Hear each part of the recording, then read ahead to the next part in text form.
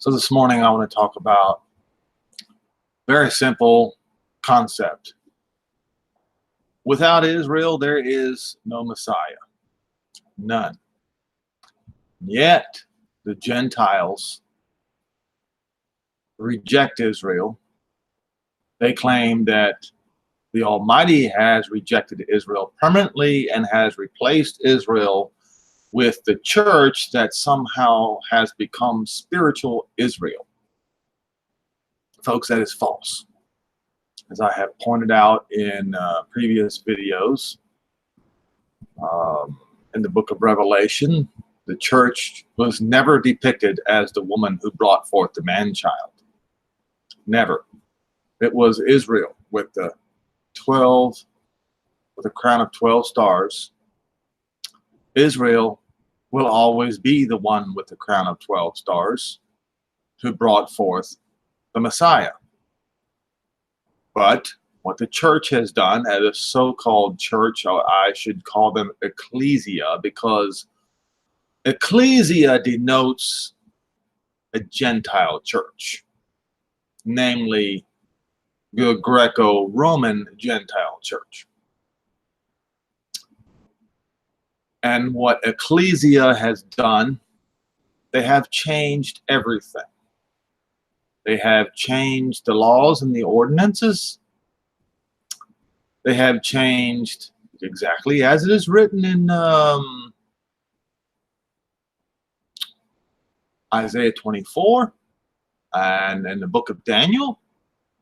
They have changed the name of the Almighty, Jehovah, holy is his name. They have changed the name of the Messiah from Yehoshua, which is the only name under heaven by which any man can be saved, to a different name. A name that does not mean salvation. You cannot make, it is impossible to make the word Jesus, Jesus, or Jesus to mean salvation. This is what the Gentiles have done. So, and this whole deception is hand in hand. They all come together, every piece. So, to break this deception, I will go to the book of Romans. And first of all, I'll go ahead and do screen share. Romans 11. And see, if the Gentiles were to bother to read Romans 11, there are a whole narrative of somehow ecclesia replacing synagogue, or the church replacing Israel. That whole narrative would be wiped out in one fell swoop.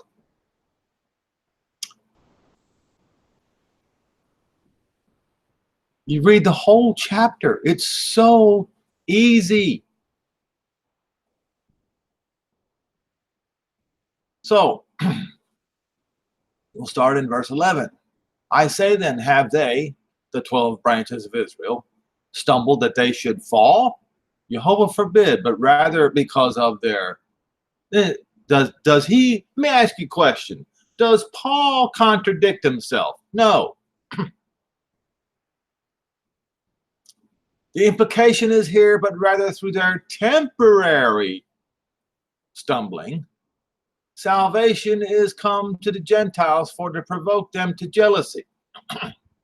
Now, if the temporary stumbling of them be the riches of the world, the Gentile world, Western civilization, and the diminishing of them temporarily becomes the riches of the Gentiles, then how much the fullness of Israel? And once again, the Gentiles pick and choose what they believe. I will get a little deeper into that in just a minute. In fact, no, I will stop right here for a second and go over how this man at the Vatican thinks he can change the Messiah's prayer. Thinks he can take out, lead us not into temptation, when he never bothered to check the word temptation and what it means. Okay, watch this. Luke 11 and verse 4.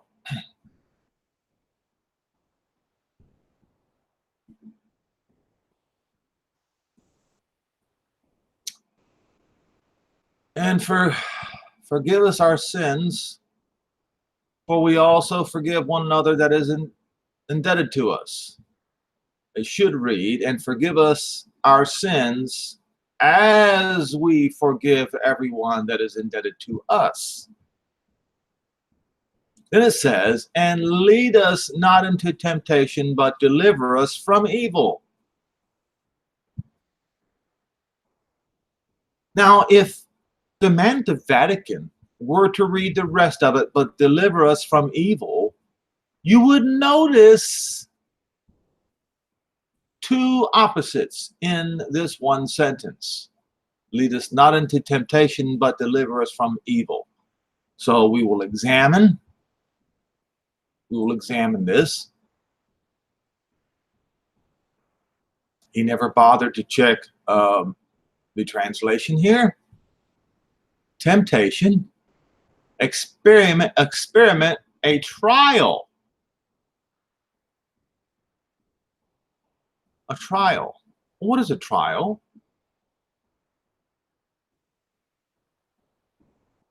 Being tried, calamity, affliction. Okay? So it's more than just about mere temptation as we know it today. So, bearing that in mind, let's go back and check this word evil. Deliver us from evil.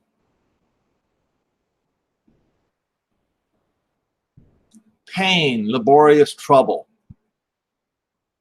Pain-ridden. Agony. Okay.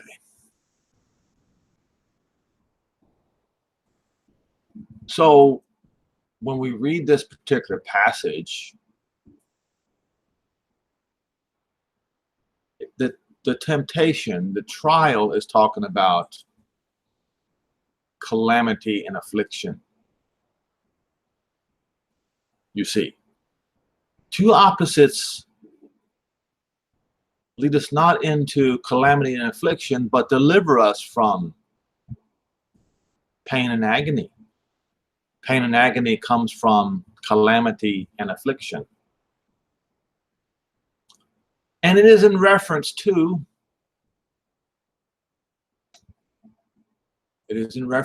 folks, this.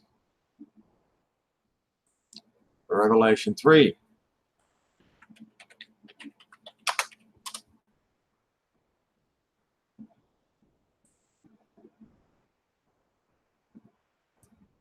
And I don't want to get off the track here. I want to get right back to where I was, but I have to put this in context so that the man at the Vatican does not deceive you.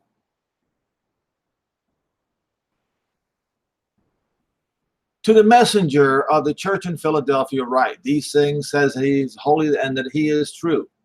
He that has the key of David. No, the man at the Vatican does not have the keys of David.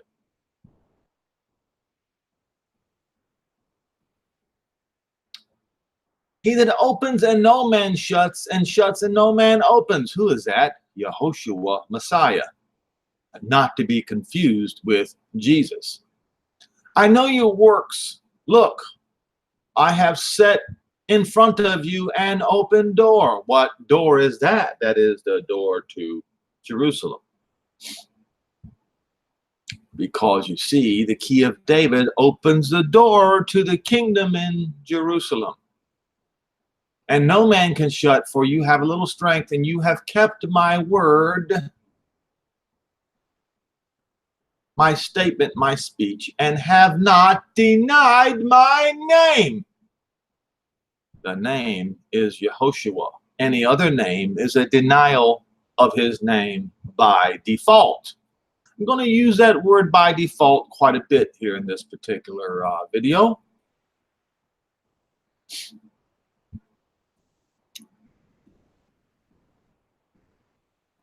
So, those who use a different name by default worship at the synagogue of Satan. Behold, I will make them of the synagogue of Satan, which claim that they are spiritual Israel, but they are not. They do lie. I will make them come and worship before your feet, and to know that I have loved you. Now, in Isaiah 60, the very same thing is mentioned.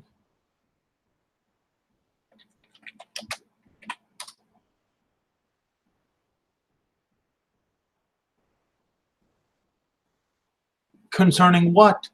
Concerning Israel.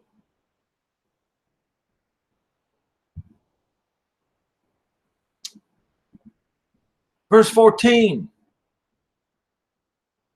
The sons of them that afflicted you shall come bowing to you, and all they that despise you shall bow down at the soles of your feet, and they shall call you the city of Jehovah, Zion of the Holy One of what? The church? No, Israel.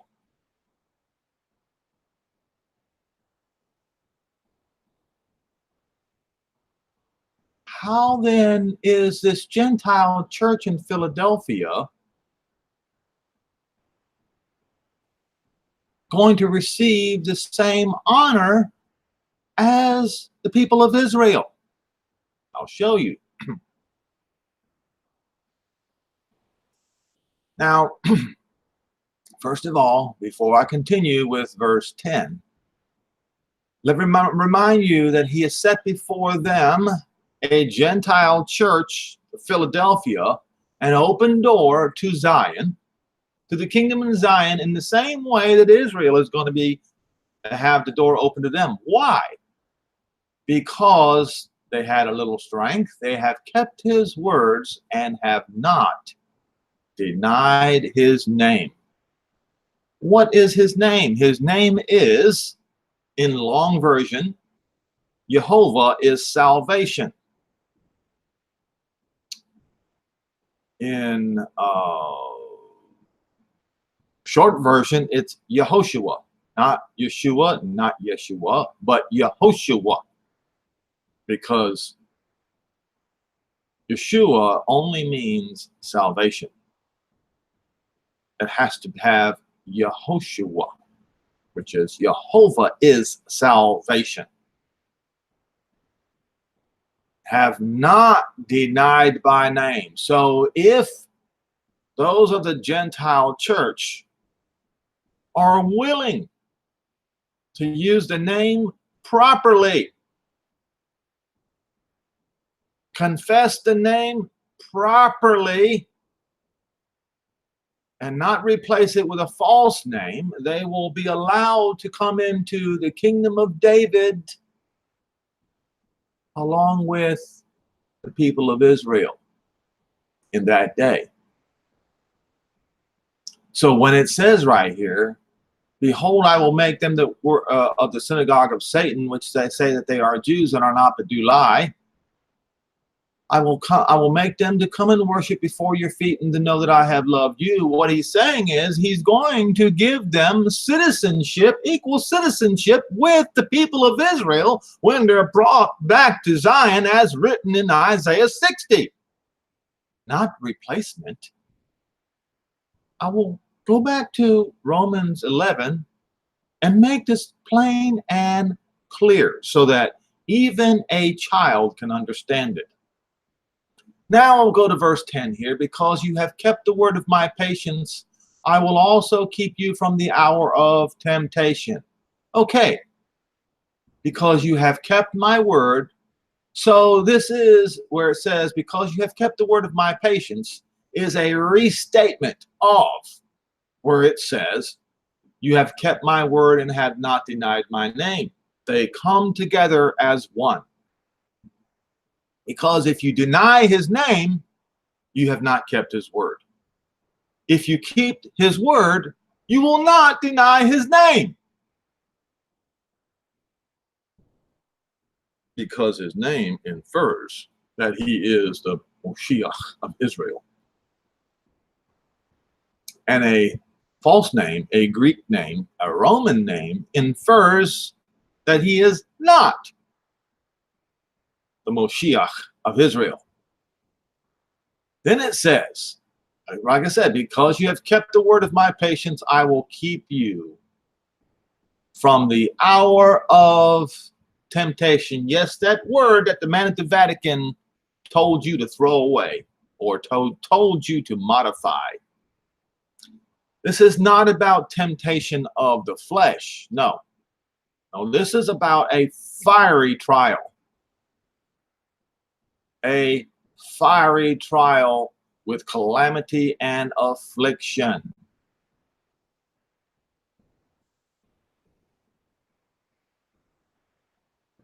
So, I am now going to prove to you my point concerning that there is no way that the church can enter into Zion without Israel.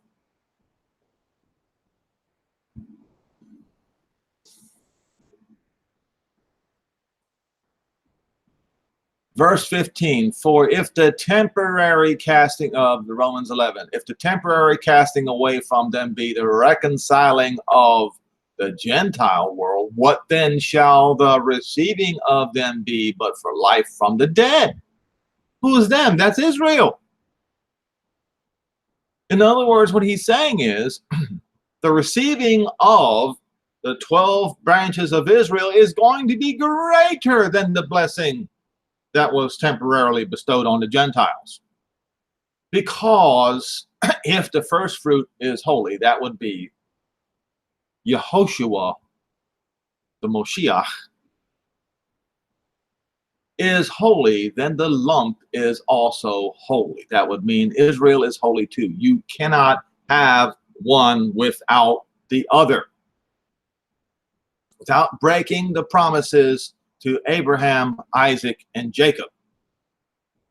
And if the root, that would be the root of Jesse, is holy, then so are the branches, all 12 branches. And if some of the branches were broken off, as you can plainly see by now temporarily, and you being a wild olive tree were grafted in among the branches, grafted in among, not replacing, but among the branches, and with them, with the remaining branches, partake of the root and fatness of the olive tree. Do not boast against the branches. As Paul points out in the next sentence, if you do, you negate the Messiah. That's what you've done. And if you negate the Messiah, then you have negated your salvation.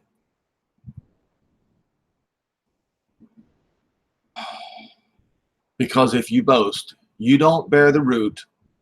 That's the Messiah. The root bears you. Because what he's saying is, if you boast against the branches, you're boasting against the root. Because you cannot separate the root from Israel, as the Romans have attempted to do.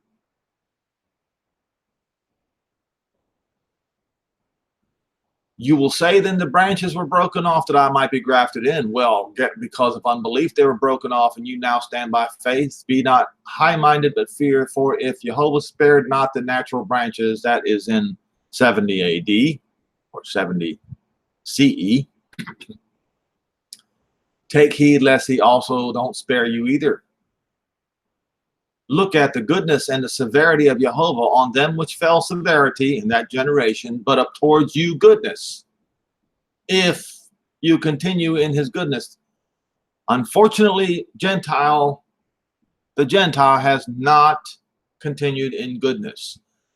History bears record that the Gentiles did not continue in his goodness.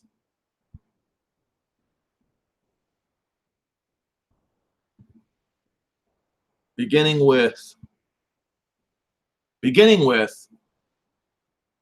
67 BCE.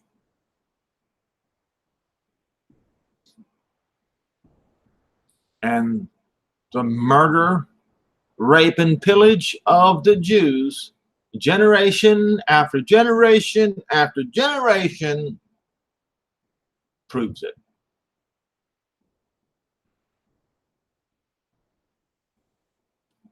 And so if Yehoshua Moshiach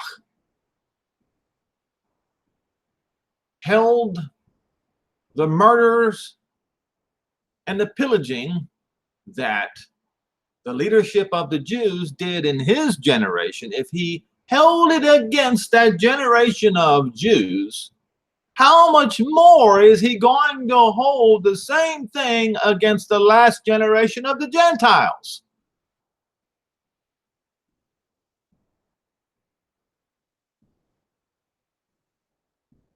And it will be held against them all the way back to 67 BCE. And I'm going to show you why.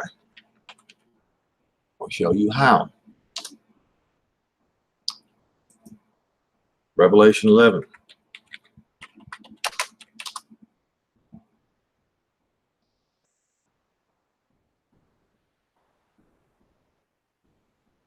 Verse 1, and there was given unto me a reed like unto a rod, and the angel stood before, or stood, saying, Rise and measure the temple of Jehovah, and the altar of them that worship therein. This was done before the fall of Jerusalem, and the temple was burned.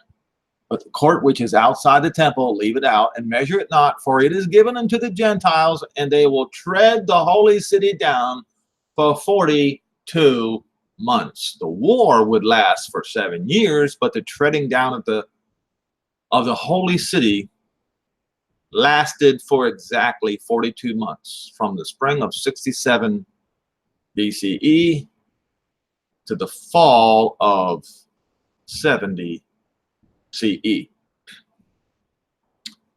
And in the very next sentence it says, and I will give power unto my 2 witnesses, and they shall prophesy for how long? 1,260 days. What is that? 42 months. In retaliation against the Gentiles for what they did to Jerusalem. It's obvious here. Clothed in sackcloth, these are the 2 olive trees and 2 candlesticks standing before the Elohim of the earth, and if any man will hurt them, fire proceeds out of their mouth. In other words, they will call fire down from heaven like Eliyahu the prophet did.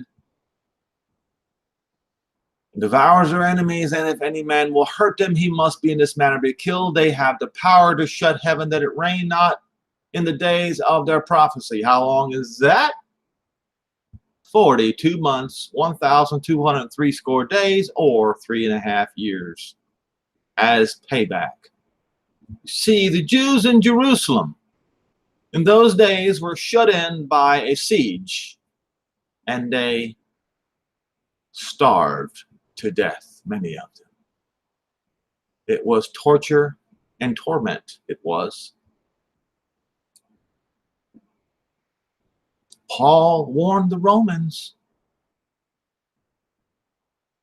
that if the Romans did not continue in the goodness of Jehovah, that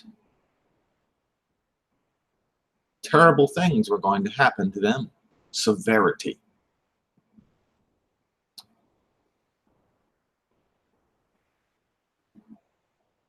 And so, unlike the flood, which in contrast lasted for about just a moment in comparison, these people, the Romans, the Gentiles, will suffer and suffer and suffer and be tormented the hour of temptation. But this is going to be in retaliation for what was done to Jerusalem. That's the reason Paul spoke in this manner in Romans 11. When he said, if Jehovah spared not the natural branches, he let you Romans have them and torment them, rape and pillage and murder them. Says, take heed, lest he also spare not you either. Look at the goodness and the severity of Jehovah on them which fell severity, but toward you goodness, if you continue in his goodness. Otherwise, the same thing is going to happen to you, Romans. Well, guess what? The fate of the Gentiles, Western civilization, is sealed. It's too late to undo it. The only way is for the hour of temptation, the one that the man at the Vatican is telling you to ignore, must commence. And they, the branches of Israel, if they abide not still in unbelief. Well, we find out in Deuteronomy 30, Moses himself said they would no longer abide in unbelief. If you read Ezekiel 39, you will find out from that day and forward, they shall believe. In other words, they will no longer abide in unbelief. They will be grafted back in again. All 12 branches. Why? Because as Paul said, you cannot have the Moshiach without the 12 branches of Israel. When he said, if you boast against the branches, you are boasting against the root. For Jehovah is able to graft them in again, and if you were cut out of the olive tree, which is wild by nature, and was grafted against nature into a good olive tree, the very olive tree, folks. Now let's think about this for a minute. The very olive tree that the Romans tried to burn down and still reject that olive tree to this day.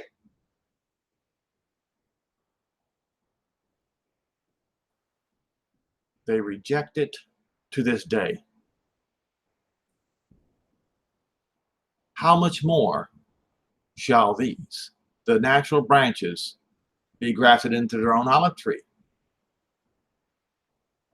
The Romans, the Gentiles, have abandoned the good olive tree. They have slandered the good olive tree. They have tried to burn the olive tree down. And they have gone back to their own wild olive tree, which is against nature. What then? Since the Gentiles, since the Romans have done this, then the only thing that is left is to graft the natural branches back in, because if there's no olive tree, there is no root. And if there is no root, there is no Messiah. Therefore, The branches of Israel must be grafted back in again. And the only way any member of the Gentile church can enter in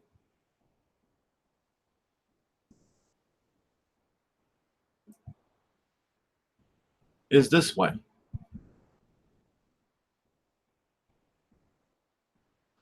I know your works. I have set before you an open door, and no man can shut it. For you have a little strength. You have kept my word, and you have not denied my name. His name is Yehoshua. It's so simple. And it goes hand in hand with Joel 2. Let me show you. Hand in hand with Joel 2.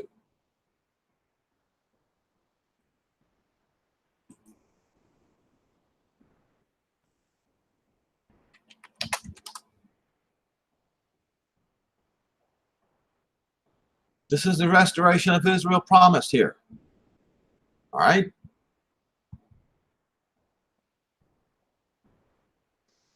This is during the time when the sun will be turned into darkness and the moon into blood before the great and terrible day of Jehovah's wrath. That's the hour of temptation, the hour of calamity, torture, and misery. And it shall come to pass that whosoever shall call upon the name of the Lord, that's not what it says. See, King James Version lied to you. That's right. King James, I have to tell you the truth. So in order to tell you the truth, I have to go to Strong's Concordance.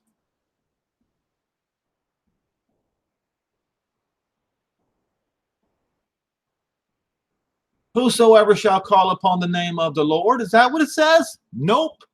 I want you to look at it very carefully. The proper name of the Elohim of Israel is Yehovah. Okay.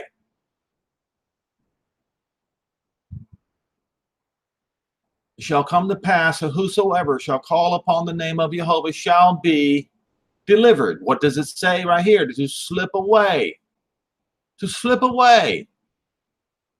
To be rescued, delivered, escape. Escape what? Escape Rome. Escape the hour of temptation. Escape the day of Jehovah's wrath. Rescued. Saved. If you call upon a different name, you shall not be saved. Gentile. And Israel will call upon that name.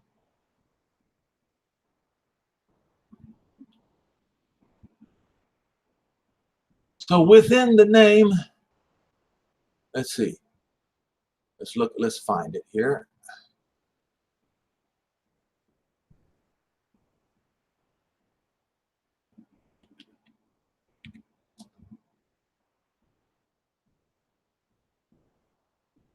Look up the name Yehoshua. Strong's Concordance.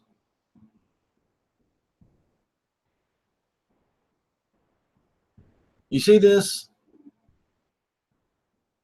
How King James once again deceived each and every one who reads it? Yehoshua.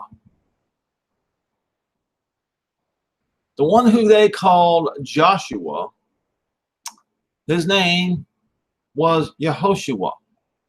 It means not the Lord is salvation, but Jehovah is salvation. It's obvious when you look at this. Yehoshua.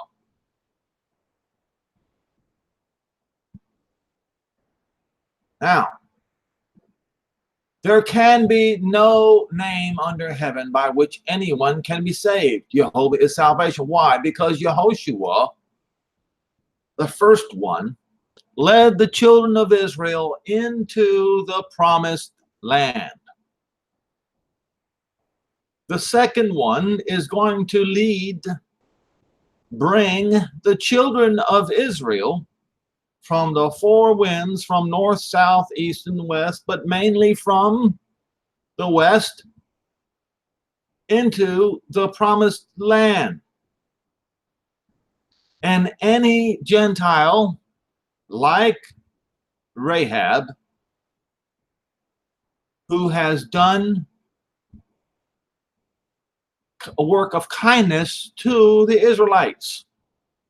This is what Rahab the harlot done. A woman who had the most degrading occupation since the beginning of time, done acts of kindness to the Israelites, and for that reason, not only she, her mother, her father, her sisters, her brothers, her aunts, her uncles, and her cousins, and anyone else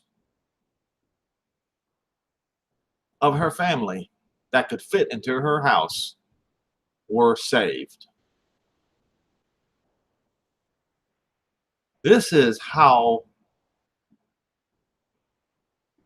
kind, how generous our Father in heaven is to any Gentile who does acts of kindness toward Israel. But remember this, folks. Revelation 3. Don't you ever forget it. Why did he set them before the church in Philadelphia an open door to the kingdom of David? Because they had a little strength, they have kept his word and have not denied his name.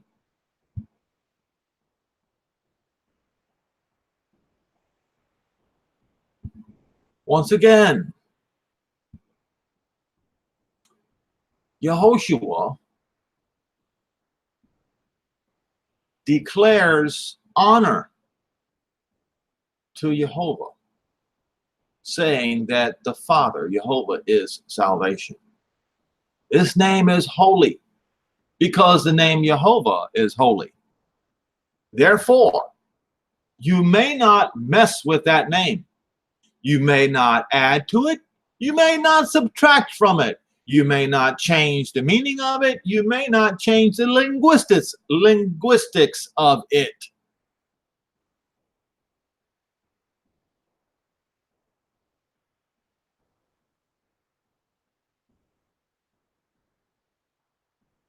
Having said that,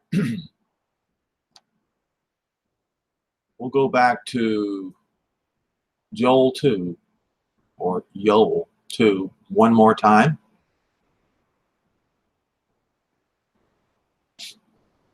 And it shall come to pass that whosoever shall call upon the name of Jehovah shall be delivered, shall be saved, because in Mount Zion, yes, the key of David is for Mount Zion, for Jerusalem, shall be deliverance, just as Jehovah has said before, and in the remnant in whom Jehovah shall call.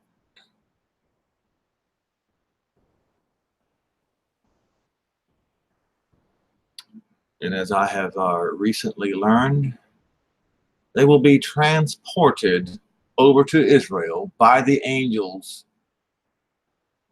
in the chariots of Israel.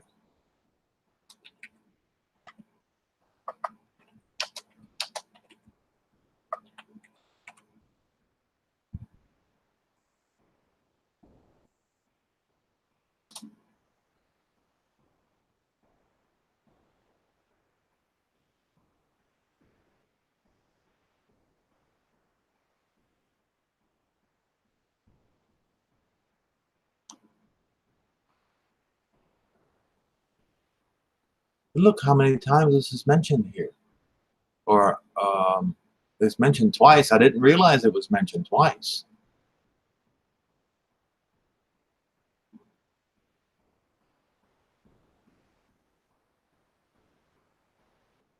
But I will look in, was it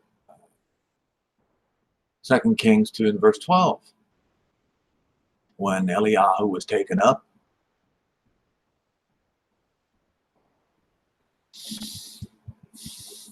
it came to pass, verse 11, that when they still went on and talked, that behold, there appeared, as I pointed out, the word chariot, it just means a vehicle with a driver of fire.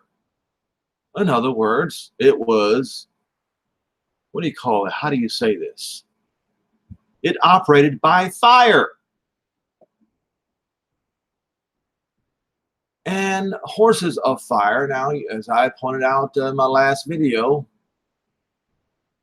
the word horses used to mean, before it meant four-legged horses, it meant a bird, something that flies.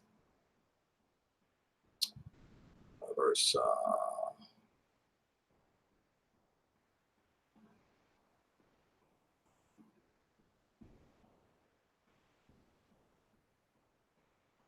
okay.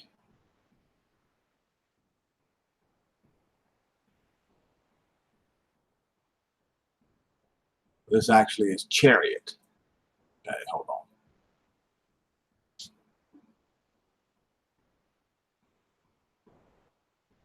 A chariot of fire, and it's the same. Oh, here we go.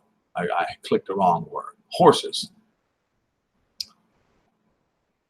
A type of a bird, something that flies. And in this case, it did fly. So it has to be, folks. Listen carefully. It is not this particular definition or this one. It is the first one. Something that flies like a swallow, a swift, or type of a bird. Okay? Not the four-legged horse. And this particular, the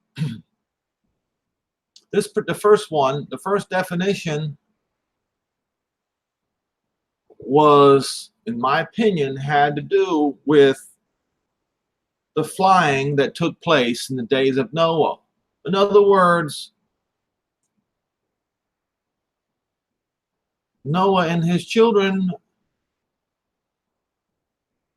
understood the mechanisms of flight, and therefore their language inferred this before it later became attributed to four-legged horses. Okay, so we'll go back here, and he says, he cries out and he says, my father, the chariot of Israel. Okay? And the drivers.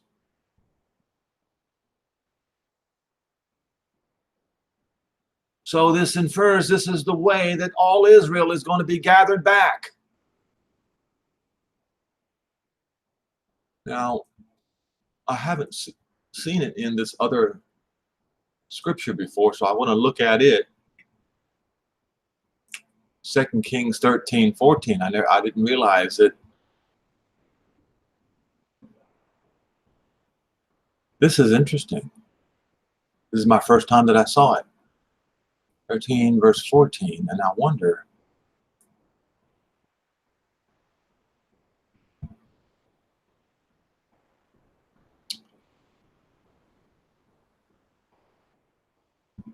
okay. In the 37th year of Joash, king of Yehuda, became Jehoash, the son of Jehoahaz. Ahaz began to reign in Israel and Samaria and reigned 16 years. And he did that which is evil in the sight of Jehovah. And he departed not from all the sins of Jeroboam, the son of Nebat, who made Israel sin, but walked therein as well. And the rest of the acts of Joash and all that he did in his might wherewith he fought against Amaziah, king of Yehuda, are they not written in the book of the Chronicles of the kings of Israel? And Joash slept with his fathers, and Jeroboam sat upon his throne, and Joash was buried in Samaria with the kings of Israel. And now, Elisha was fallen sick, and of his sickness whereof he died. And Joash, king of Israel, came down unto him and wept over his face and said, O my father, the chariot of Israel and the horsemen thereof. That's interesting. Oh.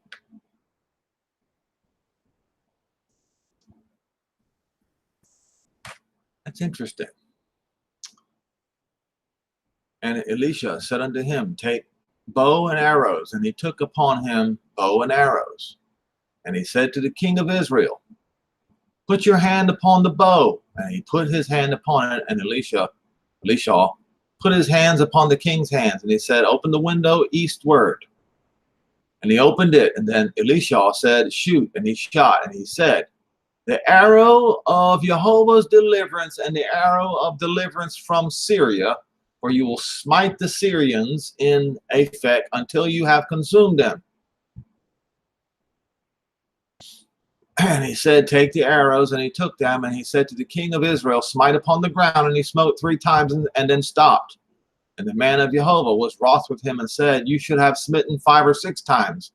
Then you would have smitten Syria until you have consumed it, whereas you shall smite Syria but only 3 times. Okay, so when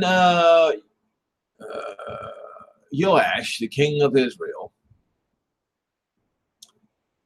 when he said, Oh, my father, the chariot of Israel, and the horsemen thereof, he knew what Elisha, the prophet, said when Eliyahu, the prophet, went up. And that was in reference to it. So what we have here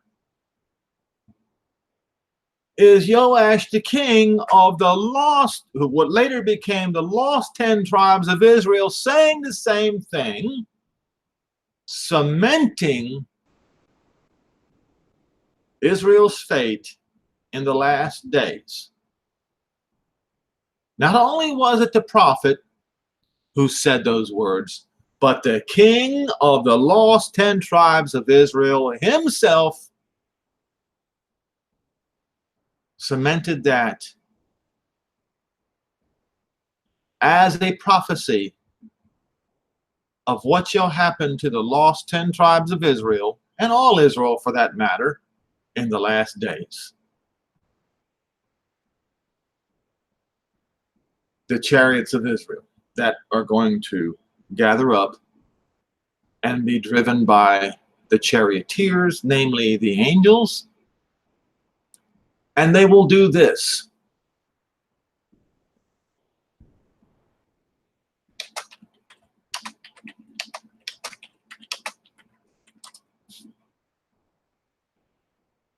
Let's see.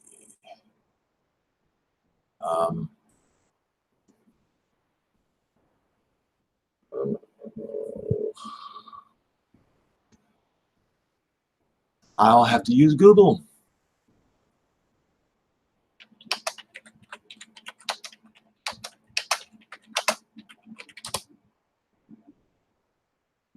Okay. No. Why is it not in Google?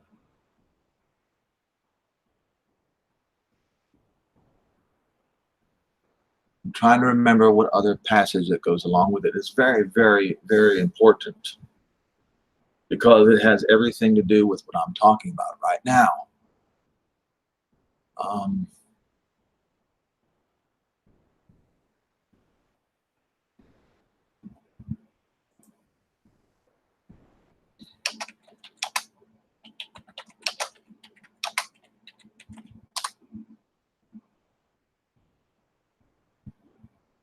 I don't know why it's not showing up. Okay, let me think for just a minute.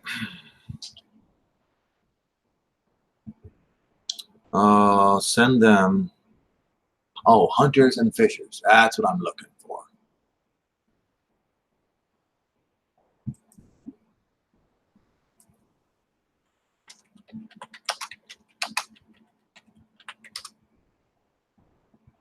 Jeremiah 16 and verse 16.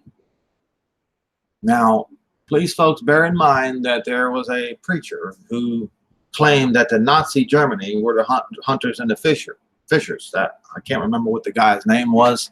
Do not listen to him.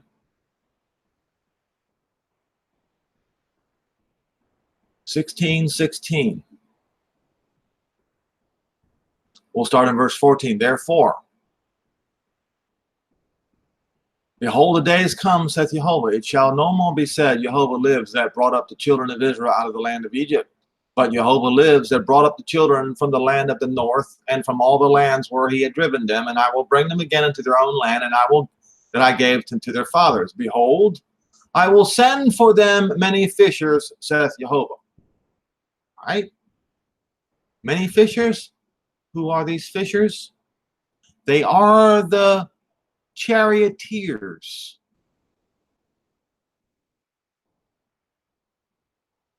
of Israel. And it is written in, let's say, Matthew 24.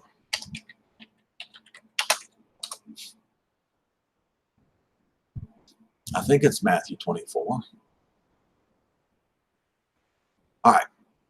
And he shall send his angels with a great sound of a trumpet, and they shall gather his elect together from the four winds, and from one end of the sky, that's where it is, the sky, Uranus is the sky unto the other. Sky travel. Okay? I will send them for them many fishers, saith Jehovah, and they shall fish them. And I will send for many hunters, and they will hunt them from every mountain. And mountain is a definition of the governments of this world. And from every hill, and out of their holes, and out of the rocks.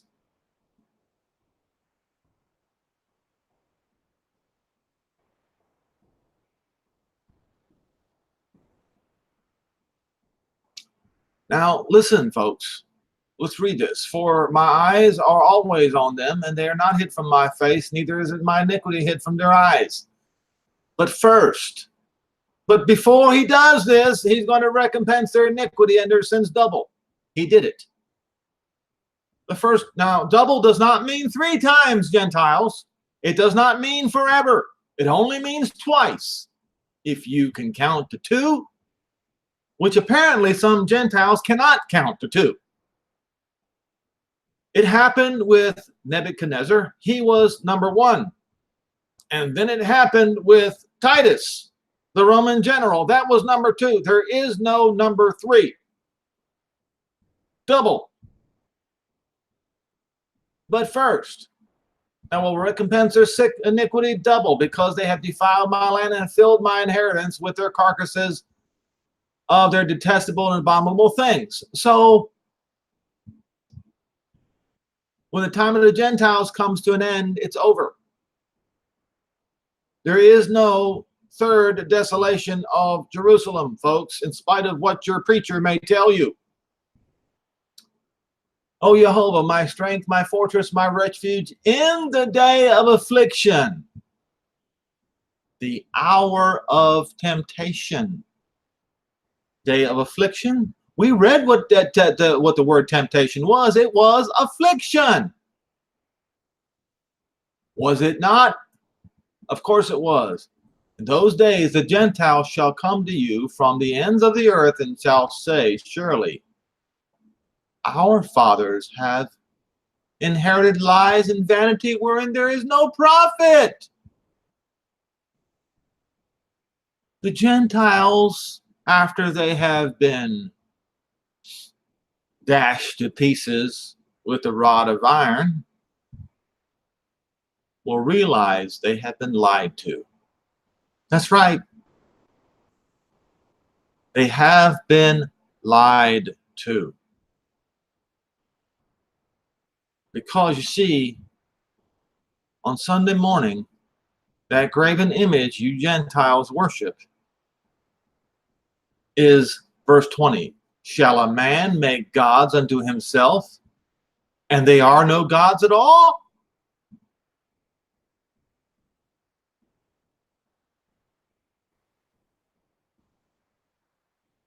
Lies. It's all lies, Gentiles. What your fathers have passed on to you. You're going to know it during the hour of temptation, in the day of affliction, in the day of Jehovah's wrath. It's too bad it has to be the hard way. It shouldn't be. It could be the easy way, like it is in Revelation 3. Could be. All you have to do is call upon the name of Jehovah and not deny the name of the Messiah, Yehoshua. How hard can it be, O Gentile? Oh, is it because your children and your wife will abandon you? Your friends will reject you?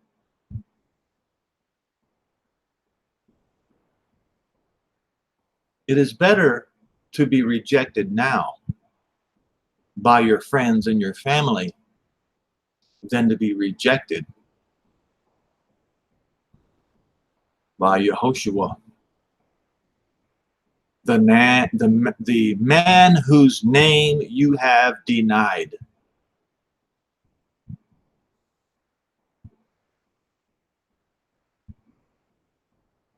So I figure that in the coming days and weeks, I will speak more upon the name of Yehoshua.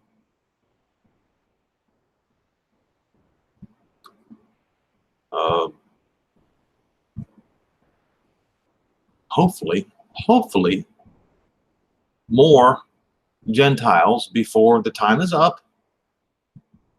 Hopefully more Gentiles will understand it once again before the time of the Gentiles has come to an end. Because once the time of the Gentiles has come to an end, the time of the Gentiles has come to an end. And if you don't believe it's going to come to an end,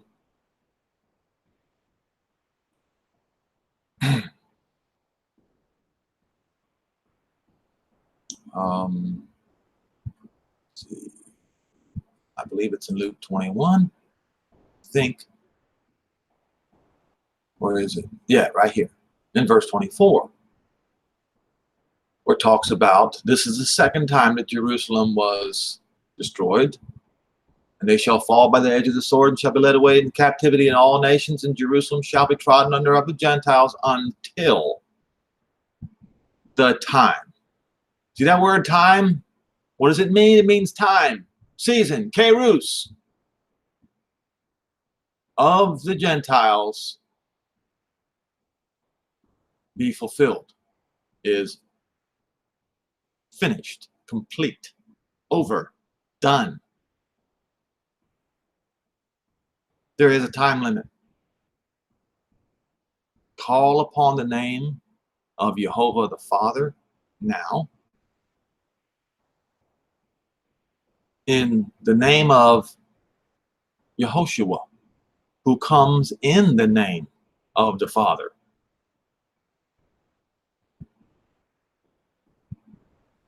Because the time of the Gentiles is coming to an end, and the time of Israel's rebirth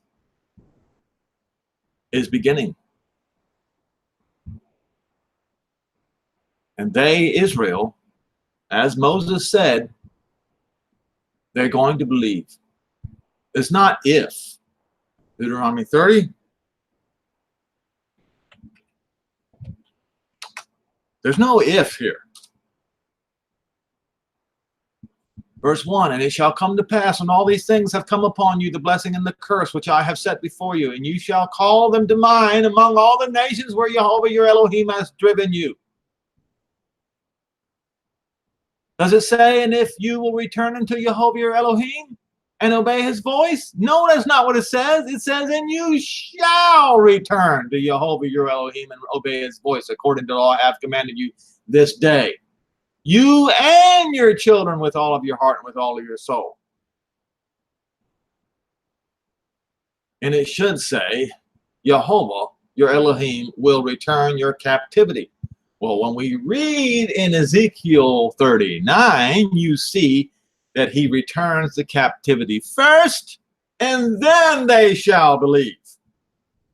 All right, let's go there. Ezekiel 39.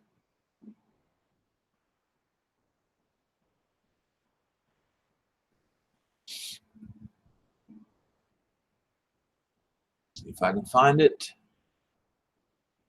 I'll have to try to memorize it from now on.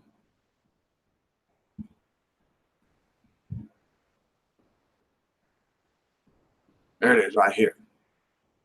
Verse 21, and I will set my glory among the heathen, and all the heathens shall see the judgment which I have executed in my hand that I have laid upon them. And so the house of Israel shall know that I am Jehovah their Elohim from that day. And what does it say? Onward. So he's going to save them first, which is the Gentiles absolutely do not believe. They don't believe it at all, because this destroys their narrative. Israel will not believe until Jehovah saves them first. Saves them from who? Saves them from the Gentiles.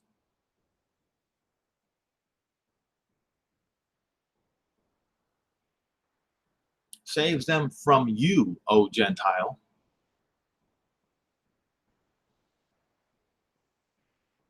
Yes, that is the day of affliction. And remember, the church in Philadelphia, in Revelation 3, Gentile church, it said, because they have kept his word and have not denied his name, he's going to fling the door open to Zion, to Jerusalem, for them to enter in along with the rest of Israel, because they did not deny his name. See, the name of Yehoshua is a litmus test, folks. It's a litmus test. You know, there are various litmus tests. You know, for instance,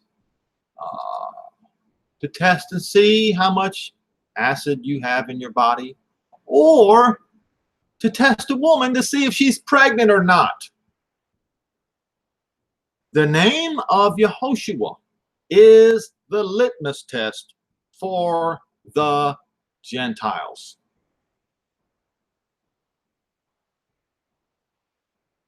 Don't believe it?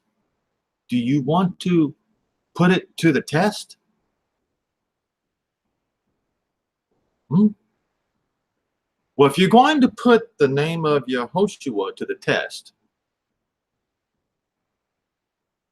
then I would suggest strongly that you use the name of Yehoshua rather than the name of Jesus or Jesus.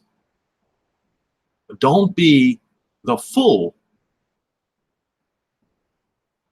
and go the other way around. That right there will throw you into the hour of affliction.